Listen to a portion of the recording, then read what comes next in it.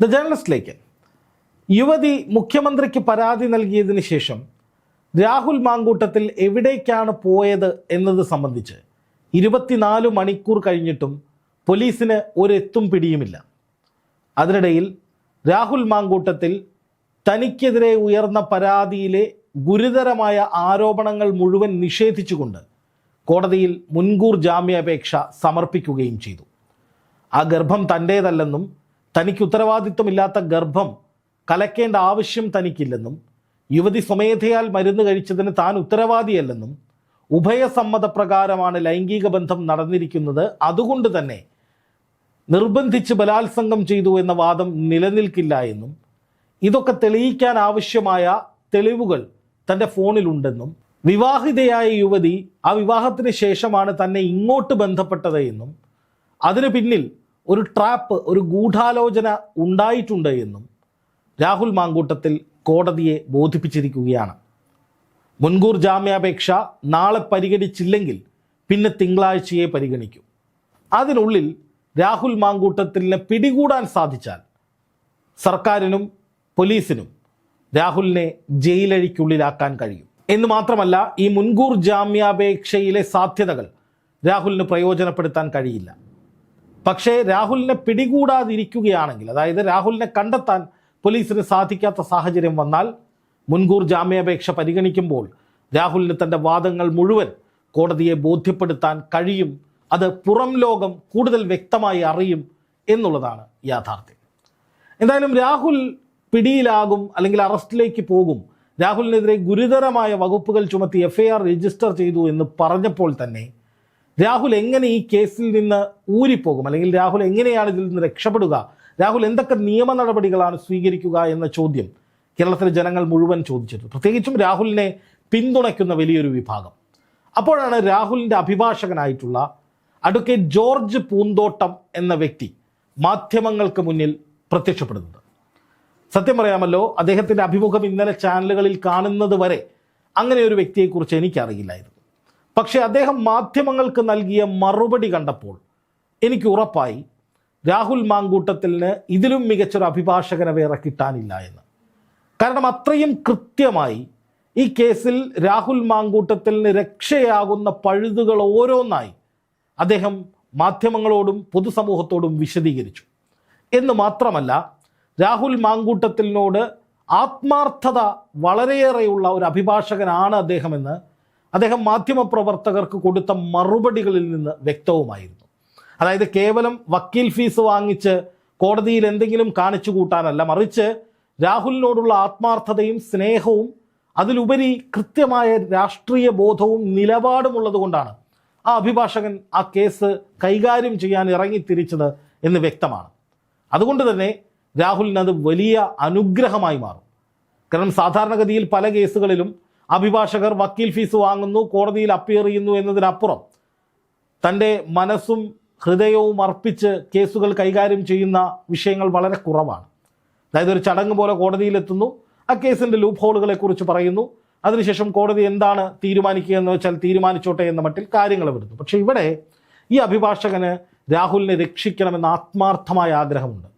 അതുകൊണ്ടാണ് രാഹുലിൻ്റെ വോയിസുകൾ അല്ലെങ്കിൽ രാഹുലിൻ്റെ വ്യക്തിപരമായ നിലപാടുകളെക്കുറിച്ച് മാധ്യമങ്ങൾ ചോദിച്ചപ്പോൾ നിങ്ങൾ രാഹുലിനോട് മര്യാദ കാട്ടിയോ എന്ന് ആ അഭിഭാഷകൻ ആ മാധ്യമപ്രവർത്തകരോട് തിരിച്ചു ചോദിച്ചത്. നിങ്ങൾ ആ ഓഡിയോ പുറത്ത് വിടുന്നതിന് മുമ്പ് രാഹുലിനോട് വിളിച്ച് ചോദിച്ചോ, നിങ്ങൾ ആ മര്യാദ പാലിച്ചോ, പിന്നെ നിങ്ങൾക്ക് രാഹുലിൻ്റെ ഓഡിയോ ആണോ അത് എന്ന് ക്രോസ് ചെക്ക് ചെയ്യാൻ അല്ലെങ്കിൽ ആ ചോദ്യം ഉന്നയിക്കാൻ എന്ത് ധാർമ്മികതയാണുള്ളത്? അദ്ദേഹം ചോദിച്ച കാര്യമാണ്. അതോടൊപ്പം അദ്ദേഹം മാധ്യമങ്ങളോട് പറഞ്ഞ വളരെ പ്രധാനപ്പെട്ട ഒരു കാര്യം, ഉന്നയിച്ച ചില ചോദ്യങ്ങൾ, അത് ഈ യുവതി മുഖ്യമന്ത്രിക്ക് പരാതി കൊടുത്ത സാഹചര്യവുമായി ബന്ധപ്പെട്ടാണ്. എന്തിനാണ് ഈ യുവതി മുഖ്യമന്ത്രിയെ നേരിൽ പോയി കണ്ടത്? അതാണ് ഇപ്പോൾ ആ യുവതിക്ക് വലിയ കുരുക്കാകുന്നത്. ആ സൂചന ഇന്നലെ അഭിഭാഷകൻ തൻ്റെ വാർത്താ സമ്മേളനത്തിൽ നൽകിയിരുന്നു. അതായത് സാധാരണഗതിയിൽ മുഖ്യമന്ത്രി എന്ന ആഭ്യന്തരമന്ത്രിയായിട്ടുള്ള മുഖ്യമന്ത്രിയിലേക്ക് ഒരു പരാതിക്കാരി പരാതിയുമായി എത്തണമെങ്കിൽ ആ കേസിൽ അത്രയും നീതി നിഷേധം ആ യുവതിക്ക് നേരിടേണ്ടി വന്നിട്ടുണ്ടാകും. ഇവിടെ യുവതിക്ക് നീതി നിഷേധം നേരിടാൻ ഉതകുന്ന വിധത്തിൽ ഒന്നും സംഭവിച്ചിട്ടില്ല. കാരണം യുവതി എവിടെയും പരാതി കൊടുത്തിരുന്നില്ല. ആദ്യമായി പരാതി കൊടുക്കുന്നത് മുഖ്യമന്ത്രിക്കാണ്. അതാണ് ഈ കേസിൽ ഗൂഢാലോചന സിദ്ധാന്തം മുന്നോട്ട് വയ്ക്കാൻ രാഹുലിൻ്റെ അഭിഭാഷകന് സഹായകരമായ കാര്യം, അതായത് യുവതി ഒരു ലോക്കൽ സ്റ്റേഷനിൽ പരാതി കൊടുത്തു, അവിടെ നിന്ന് നീതി കിട്ടിയില്ല, അതിനുശേഷം കമ്മീഷണർക്കോ SP-ക്കോ പരാതി കൊടുത്തു, അവിടെയും കേസ് പരിഗണിക്കപ്പെട്ടില്ല, അല്ലെങ്കിൽ അവർക്ക് വേണ്ടി പോലീസ് നിലകൊണ്ടില്ല, പിന്നീട് DGPക്ക് പരാതി കൊടുക്കുന്നു, എന്നിട്ടും നടപടി ഉണ്ടായില്ല, കുറച്ചു കാലം ഈ കേസിൻ്റെ പിറകെ നടന്ന് നീതി കിട്ടില്ല ഈ പോലീസ് സംവിധാനത്തിൽ നിന്ന് ഉറപ്പുവരുത്തിയതിന് ശേഷം അന്തിമമായി തനിക്ക് നീതി വേണമെന്ന ആവശ്യവുമായി ഒരു ഗതിയും വേറെ ഇല്ലാതെ മുഖ്യമന്ത്രിയെ സമീപിക്കുന്ന, നിയമ പോരാട്ടം നടത്തി തളർന്നു പോയ ഒരു ഇരയുടെ പരിവേഷമല്ല ഈ യുവതിക്ക് എന്നതാണ് രാഹുൽ മാങ്കൂട്ടത്തിൻ്റെ അഭിഭാഷകൻ സ്ട്രെസ് ചെയ്ത ഒരു പോയിന്റ് ഇന്നലെ. അത് തന്നെയാണ് ഈ മുൻകൂർ ജാമ്യാപേക്ഷയിൽ ഏറ്റവും നിർണായകമായ പോയിന്റുകളിൽ ഒന്നായി ഈ അഭിഭാഷകൻ കോടതിയിൽ നൽകിയിരിക്കുന്ന കാര്യം. ഒരു പക്ഷേ ഈ കേസ് മുന്നോട്ട് പോകുമ്പോൾ ഗൂഢാലോചന സിദ്ധാന്തം തെളിയിക്കാൻ അഭിഭാഷകന് സഹായകമാകുന്ന ഏറ്റവും പ്രധാനപ്പെട്ട കാര്യങ്ങളിൽ ഒന്ന്, അതായത് രാഹുലിനെ രാഷ്ട്രീയ പ്രേരിതമായി പെണ്ണ് കേസിൽ കുടുക്കി എന്നതാണ് രാഹുലിൻ്റെ അഭിഭാഷകൻ ഉന്നയിക്കുന്ന, അല്ലെങ്കിൽ രാഹുലിൻ്റെ പ്രതിഭാഗം ഉന്നയിക്കുന്ന ഏറ്റവും പ്രധാനപ്പെട്ട ഒരു വാദം. അത് തെളിയിക്കാൻ മുഖ്യമന്ത്രിയുടെ ഓഫീസിലേക്ക് നേരിട്ട് പോയ യുവതിയുടെ നടപടി ഒരു ഉദാഹരണമായി അവർക്ക് എടുക്കാൻ സാധിക്കും. എന്ന് മാത്രമല്ല, യുവതിക്കെതിരെ വ്യാപകമായ സൈബർ ആക്രമണങ്ങളും മറ്റും നടന്നിരുന്നു എന്നൊരു വാദം, മുഖ്യമന്ത്രിക്ക് നേരിട്ട് പരാതി കൊടുക്കാനുണ്ടായ കാരണങ്ങളിൽ ഒന്ന് ഈ സൈബർ ആക്രമണമാണ്, സൈബർ ലിഞ്ചിങ് ആണ് എന്നൊരു വാദം മറുവശത്ത് ഉയരുന്നുണ്ട്. പക്ഷേ ഈ യുവതി നിയമ പോരാട്ടത്തിന് ഇറങ്ങാതെ ചില ഓഡിയോ ക്ലിപ്പുകൾ ചാനലുകളിലൂടെ പല സമയങ്ങളിലായി പുറത്തുവിടുക മാത്രമാണ് ചെയ്തത്. അതിനെ നീതിക്ക് വേണ്ടിയുള്ള പോരാട്ടമെന്ന് നിയമപരമായി പറയാൻ സാധിക്കില്ല. അല്ലെങ്കിൽ യുവതി പറയേണ്ടത്, എന്തിന് താൻ ചാനലുകൾക്ക് ഈ ഓഡിയോ കൊടുത്തു, എന്തിന് ചാനലുകൾ ഇത് സംപ്രേഷണം ചെയ്തു. UDF ഭരിക്കുന്ന കാലത്താണ് എങ്കിൽ ഈ യുവതി ഒരു CPM അനുഭാവിയാണെങ്കിൽ രാഷ്ട്രീയപരമായി തനിക്ക് തിരിച്ചടി സർക്കാർ നൽകും, അല്ലെങ്കിൽ തന്നെ സർക്കാർ വേട്ടയാടും, തനിക്ക് നീതി കിട്ടില്ല എന്ന ബോധ്യമുള്ളത് കൊണ്ട് താൻ നേരിട്ട് മുഖ്യമന്ത്രിയെ സമീപിച്ചു എന്ന് പറയാം. പക്ഷെ ഇവിടെ മുഖ്യമന്ത്രി പിണറായി വിജയൻ അടക്കം നേരത്തെ തന്നെ ഇരയ്ക്ക് പരിപൂർണമായ പിന്തുണയും സംരക്ഷണവും പൊതുവേദിയിൽ വാഗ്ദാനം ചെയ്തിട്ടുള്ളതാണ്. അത് നമ്മൾ കേട്ടിട്ടുള്ളതാണ്. ഇരയ്ക്കൊപ്പം അടിയുറച്ചു നിൽക്കുമെന്ന് ഈ നാട് ഭരിക്കുന്ന രാഷ്ട്രീയ പ്രസ്ഥാനവും BJPയും അതുപോലെ മുഖ്യമന്ത്രി പിണറായി വിജയനും ഒക്കെ പല ആവർത്തി പറഞ്ഞിട്ടുള്ളതാണ്. പിന്നെ എന്തിനീ യുവതി ഭയക്കണം എന്ന് മാത്രമല്ല, രാഹുൽ മാങ്കൂട്ടത്തിൽ പിന്തുടർന്ന് ശല്യം ചെയ്യുന്നു എന്ന പരാതിയുടെ അടിസ്ഥാനത്തിൽ ക്രൈംബ്രാഞ്ച് ഒരു കേസ് ഓൾറെഡി അന്വേഷിക്കുന്നുണ്ട്. ക്രൈംബ്രാഞ്ചുമായി യുവതി ആദ്യം സഹകരിച്ചില്ല എന്ന് അന്ന് വാർത്തകൾ വന്നിരുന്നു. അന്ന് സഹകരിക്കാതിരുന്ന യുവതി എന്തുകൊണ്ട് ഇന്ന് അന്വേഷണ സംഘത്തോട് പോലും സഹകരിക്കാതെ നേരിട്ട് മുഖ്യമന്ത്രിയുടെ ഓഫീസിലേക്ക് പോയി എന്നുള്ളതും വളരെ പ്രധാനപ്പെട്ട ഒരു ചോദ്യമായി ഉയരുന്നുണ്ട്. അവിടെയാണ് രാഷ്ട്രീയ പ്രേരിതമായി വലിയ ഹൈപ്പ് ഈ കേസിന് കൊടുത്ത് മുഖ്യമന്ത്രിയുടെ ഓഫീസിൻ്റെ നിർദ്ദേശപ്രകാരം മൊഴികൾ രാഹുലിനെ കൊടുക്കുന്ന വിധത്തിൽ എഴുതി ചേർത്ത് രാഹുലിനെ കുടുക്കിയതാണ് എന്ന വാദം ഉന്നയിക്കാൻ അഡ്വക്കേറ്റ് ജോർജ് പൂന്തോട്ടത്തിനും രാഹുലിൻ്റെ അഭിഭാഷക സംഘത്തിനും സാധിക്കുന്ന പഴുതുള്ളത്. ഇതങ്ങനെ ചെയ്തു എന്നല്ല ഞാൻ പറയുന്നത്. അതായത് യുവതി അങ്ങനെയൊക്കെ ഗൂഢാലോചനയുടെ ഭാഗമായി എന്ന് പറയാൻ ഞാൻ ആളല്ല. പക്ഷേ ഈ രീതിയിലാണ് പ്രതിഭാഗം, അതായത് രാഹുലിൻ്റെ ഭാഗം ഈ കേസ് കൈകാര്യം ചെയ്യാൻ പോകുന്നത്. അതിൻ്റെ കൃത്യമായ വിവരങ്ങൾ പുറത്തു വന്നിട്ടുണ്ട്. അതുപോലെ തന്നെ രാഹുലിൻ്റെ അഭിഭാഷകൻ നടത്തിയ നിർണായകമായൊരു നീക്കം ഈ ഗർഭം രാഹുലിൻ്റെ അല്ല എന്ന് സ്ഥാപിക്കുന്ന വിധത്തിൽ വാദിക്കുക എന്നുള്ളതാണ്. അതായത് മുൻകൂർ ജാമ്യാപേക്ഷ പരിശോധിക്കുമ്പോൾ നമുക്ക് മനസ്സിലാവുന്ന ഏറ്റവും പ്രധാനപ്പെട്ട ഒരു കാര്യം, രാഹുൽ മാങ്കൂട്ടത്തിലല്ല ഗർഭത്തിന് ഉത്തരവാദി. അതാണെന്ന് തെളിയിക്കേണ്ടത് ആ യുവതിയുടെ ബാധ്യതയാണ്. ഗർഭഛിദ്രം നടത്തിയ സാഹചര്യത്തിൽ ആ കുട്ടി ആരുടെയാണ്, അല്ലെങ്കിൽ ആ ഭ്രൂണം, ആ ഗർഭം ആരുടെയാണെന്ന് ഇനി DNA പരിശോധനയിലൂടെ തെളിയിക്കാൻ കഴിയില്ല. അപ്പോൾ ആ സാഹചര്യത്തിൽ രാഹുലാണ് ഗർഭത്തിന് ഉത്തരവാദി എന്ന് എങ്ങനെ കണ്ടെത്താൻ സാധിക്കും? എങ്ങനെ ആ യുവതിക്ക് പറയാൻ കഴിയും? കാരണം ഭർത്താവിനോടൊപ്പം ഒന്നിച്ച് ജീവിക്കുന്ന യുവതിയാണ്. മുഴുവൻ സമയവും രാഹുൽ മാങ്കൂട്ടത്തിനൊപ്പം ചെലവഴിക്കാത്ത ഒരു യുവതിയാണ്. അപ്പം അതുകൊണ്ട് തന്നെ ആ ഗർഭത്തിന് ഉത്തരവാദി ഭർത്താവോ മറ്റാരെങ്കിലും ആണോ എന്ന കാര്യത്തിൽ ഒരു ഉറപ്പും പറയാൻ കഴിയില്ല. എന്ന നിലയിൽ എന്ന് പരോക്ഷമായി പറയാവുന്ന വിധത്തിൽ ആ മുൻകൂർ ജാമ്യാപേക്ഷയിൽ പറയുന്നത് രാഹുൽ അല്ല ആ ഗർഭത്തിന് ഉത്തരവാദി. അപ്പോൾ താൻ ഉത്തരവാദിയല്ലാത്തൊരു ഗർഭം അലസിപ്പിക്കാൻ, അല്ലെങ്കിൽ ആ ഗർഭം ഇല്ലാതാക്കാൻ രാഹുൽ എന്തിനിടപെടണം? അതാണ് രാഹുലിൻ്റെ അഭിഭാഷകൻ ചോദിച്ച അടുത്ത ചോദ്യം. ഇതോടൊപ്പം മറ്റൊരു പ്രധാനപ്പെട്ട പോയിന്റ് കൂടി അദ്ദേഹം ഉയർത്തി കാണിക്കുന്നുണ്ട്. അതായത് രാഹുലിനെ രക്ഷിക്കാൻ വേണ്ടിയിട്ടുള്ള, അല്ലെങ്കിൽ രാഹുലിനെ ഈ കേസ് രാഹുലിൻ്റെ തലയിൽ നൂരാൻ വേണ്ടിയിട്ടുള്ള നിർണായകമായ നീക്കങ്ങളാണ് അദ്ദേഹം നടത്തിക്കൊണ്ടിരിക്കുന്നത്. അടുത്തതായി അദ്ദേഹം പറയുന്ന ഒരു കാര്യം എന്താണ്? അദ്ദേഹം പറയുന്ന കാര്യം നോക്കുക, ഈ യുവതി ഒരിക്കലും നിർബന്ധിതമായി ലൈംഗിക അതിക്രമത്തിന് ഇരയായിട്ടില്ല. അതിൻ്റെയൊക്കെ തെളിവുകൾ രാഹുലിൻ്റെ പക്കലുണ്ട്. രാഹുലിൻ്റെ ഫോണും അവിടെ ഇരിക്കുകയാണല്ലോ. രാഹുലിൻ്റെ ഫോണിലും ചാറ്റുകളുണ്ടല്ലോ. ഇപ്പം നമ്മൾ ചാനലുകളിലൂടെ കാണുന്നത് ഒരു ചാറ്റിൻ്റെ വെട്ടിമുറിച്ച ഭാഗമാണ്. അതിൽ തന്നെ നിന്നെ എനിക്ക് ഗർഭിണിയാക്കണമെന്ന് പറയുമ്പോൾ പിൽസ് മുഖ്യം എന്ന് പറഞ്ഞിട്ടൊരു ഒരു ഒരു ചിരിച്ചു കളിച്ചുല്ലസിക്കുന്ന ലൈനിലുള്ള ഒരു പ്രതികരണമാണ്. അതിലെവിടെയും നോ, എൻ്റെ ശരീരത്തിൽ തുടരുത് എന്ന നിഷേധമൊന്നും ആരും കണ്ടിട്ടില്ല.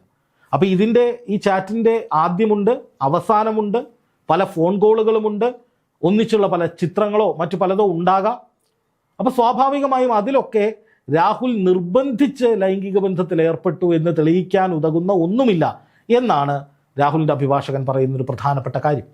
എന്ന് വെച്ചാൽ ഏതെങ്കിലും തരത്തിൽ ഒരു ലൈംഗിക അതിക്രമം, ബലാത്സംഗം, സമ്മതമില്ലാതെയുള്ള കടന്നാക്രമണം, ലൈംഗികമായിട്ടുള്ള കടന്നാക്രമണമൊന്നും രാഹുലിൻ്റെ ഭാഗത്ത് നിന്നുണ്ടായിട്ടില്ല എന്നും ഉഭയസമ്മതപ്രകാരമുള്ള ലൈംഗിക ബന്ധമാണ് നടന്നതെന്നും രാഹുലുമായി ബന്ധം സ്ഥാപിക്കാൻ ഈ യുവതി ഇങ്ങോട്ട് വന്നതാണെന്നും അതും കല്യാണം കഴിഞ്ഞ് മാസങ്ങൾക്കകം യുവതി ഭർത്താവിനെ ചീത്ത പറഞ്ഞുകൊണ്ട്, അതായത് ഭർത്താവ് തന്നെ വീട്ടിൽ വെച്ച് വലിയ തോതിൽ എന്താ പറയുക, നമ്മൾ ഗാർഹിക പീഡനത്തിന് ഇരയാക്കുന്നു എന്ന് പറഞ്ഞുകൊണ്ടാണ്, തൻ്റെ വിഷമം പറയാൻ എന്ന പേരിലാണ് രാഹുലിനെ ഈ യുവതി സമീപിച്ചതെന്നും ഒക്കെയാണ് ഒരു ഭാഗം. അതായത് ഈ വക്കീല് കോടതിയിൽ പറയുന്ന പ്രധാനപ്പെട്ട വാദം. നമ്മൾ രാഹുൽ മാങ്കൂട്ടത്തിനെതിരായ FIRലെ കാര്യങ്ങൾ ചർച്ച ചെയ്യുന്നുണ്ട്, അതിലെ വിശദാംശങ്ങൾ പുറത്തുവിടുന്നുണ്ട്. സ്വാഭാവികമായും മുൻകൂർ ജാമ്യം തേടുക എന്നുള്ളത് രാഹുൽ മാങ്കൂട്ടത്തിൻ്റെ അവകാശമാണ്. അതാണ് രാഹുൽ മാങ്കൂട്ടത്തിൽ വിനിയോഗിച്ചിരിക്കുന്നത്. അതിലെ പ്രയർ എന്ന് പറയുന്നത്, അതായത് രാഹുൽ മാങ്കൂട്ടത്തിൽ കോടതിയിൽ ഉന്നയിക്കുന്ന കാര്യങ്ങളെന്ന് പറയുന്നതും വാർത്തയായിട്ടുണ്ട്. അതും നമ്മൾ പ്രേക്ഷകരോട് പറയും, ഇഴകീറി പരിശോധിച്ച് തന്നെ പറയും. അതൊരിക്കലും ഇരയെ അപമാനിക്കലല്ല, ഇരയുടെ ഐഡൻറ്റിറ്റി വെളിപ്പെടുത്തലല്ല. അത് സ്വാഭാവികമായൊരു മാധ്യമപ്രവർത്തകൻ എന്ന നിലയിൽ വാർത്തയായി തന്നെ പ്രേക്ഷകരെ അറിയിക്കുന്നു എന്നുള്ളതേ ഉള്ളൂ. അപ്പോൾ പല CPM അനുകൂലികളും BJP അനുകൂലികളും ഒക്കെ നമ്മളിത് പറയുമ്പോൾ രാഹുലിനെ ന്യായീകരിച്ച് മെഴുകുകയാണല്ലോ എന്നൊക്കെ പറഞ്ഞ് കമൻ്റ് ഇടുന്നുണ്ട്. ഇത് രാഹുലിനെ ന്യായീകരിക്കലല്ല, മറിച്ച് കോടതിയിൽ സംഭവിച്ച കാര്യങ്ങൾ, കോടതിയിൽ സമർപ്പിക്കപ്പെട്ടിട്ടുള്ള ഹർജിയിലെ കാര്യങ്ങൾ കൃത്യമായി പറയലാണ്. ഇപ്പോൾ രാഹുലിനെതിരെ പോലീസ് ഇട്ട FIR നിങ്ങൾക്ക് പുറത്തുവിടാമെങ്കിൽ, അതിലെ മുഴുവൻ വിശദാംശങ്ങളും ഒരു വരി പോലും കളയാതെ നിങ്ങൾക്ക് പറയാമെങ്കിൽ തീർച്ചയായിട്ടും രാഹുൽ നൽകിയ ഹർജിയിലെ വിശദാംശങ്ങൾ നമുക്കും പറയാൻ സാധിക്കും. രണ്ട് ഭാഗവും നമ്മൾ പറയാറുണ്ട്. എന്തായാലും ഇപ്പോൾ മനസ്സിലാക്കുന്ന ഏറ്റവും പ്രധാനപ്പെട്ട കാര്യമെന്ന് പറയുന്നത്, രാഹുൽ നീതി തേടി കോടതിയെ സമീപിച്ചിരിക്കുന്നു. രാഹുലും ഇരയാണ് എന്ന മട്ടിലാണ്, ഫാബ്രിക്കേറ്റ് ചെയ്ത ഗൂഢാലോചന നടത്തി തൻ്റെ മേൽ ചുമത്തിയ ഒരു കേസാണിത് എന്ന് സ്ഥാപിക്കുന്ന വിധത്തിലാണ് രാഹുലും കോടതിയെ സമീപിച്ചിരിക്കുന്നത്. ഏറ്റവും പ്രധാനമായി രാഹുൽ പറയുന്നത് യുവതി തന്നെ ഇങ്ങോട്ട് സമീപിച്ചതാണ്, വീട്ടിലെ വിഷമങ്ങൾ പറഞ്ഞ് തന്നെ ഇങ്ങോട്ട് സ്നേഹം നടിച്ചു വന്നതാണ്, ലൈംഗിക ബന്ധമൊക്കെ ഉഭയസമ്മത പ്രകാരമാണ്. അതിനുശേഷം തന്നെ പ്രൊവോക്ക് ചെയ്ത് പല ഫോൺ കോളുകളും വന്നിരുന്നു. അതൊക്കെ യുവതി മറ്റൊരു ഡിവൈസ് വെച്ച് റെക്കോർഡ് ചെയ്തത് തന്നെ കൊടുക്കുക എന്ന ഉദ്ദേശത്തോടു കൂടിയാണ്. തൻ്റേതല്ലാത്ത ഗർഭം താൻ എന്തിന് കലക്കണം എന്ന ചോദ്യവും രാഹുൽ ചോദിക്കുമ്പോൾ ഇതിനെ എങ്ങനെയാണ് വാദിഭാഗം നേരിടുക, പോലീസ് നേരിടുക, അതുമായി ബന്ധപ്പെട്ട എന്തൊക്കെ തെളിവുകൾ, അതായത് രാഹുലിൻ്റെ വാദം തെറ്റെന്ന് തെളിയിക്കുന്ന എന്തൊക്കെ തെളിവുകൾ സംഘടിപ്പിക്കാൻ കഴിയും എന്നതൊക്കെയാണ് ചോദ്യം. എന്തായാലും മുഖ്യമന്ത്രിയെ കണ്ട യുവതിയുടെ നീക്കം മുതൽ ഇങ്ങോട്ട് മാധ്യമങ്ങൾ ഓഡിയോ ക്ലിപ്പ് പുറത്തുവിട്ടത്, ഘട്ടം ഘട്ടമായി പുറത്തുവിട്ടത്, ഇടയ്ക്ക് വെച്ച് മിണ്ടാതിരുന്ന അടക്കമുള്ള സകല കാര്യങ്ങളും യുവതിക്ക് കൂടി എതിരാകുമെന്ന നിലയിലേക്കാണ് വക്കീല്, അതായത് രാഹുൽ മാങ്കൂട്ടത്തിൻ്റെ അഭിഭാഷകൻ ഈ കേസിനെ കൊണ്ടുപോകുന്നത്.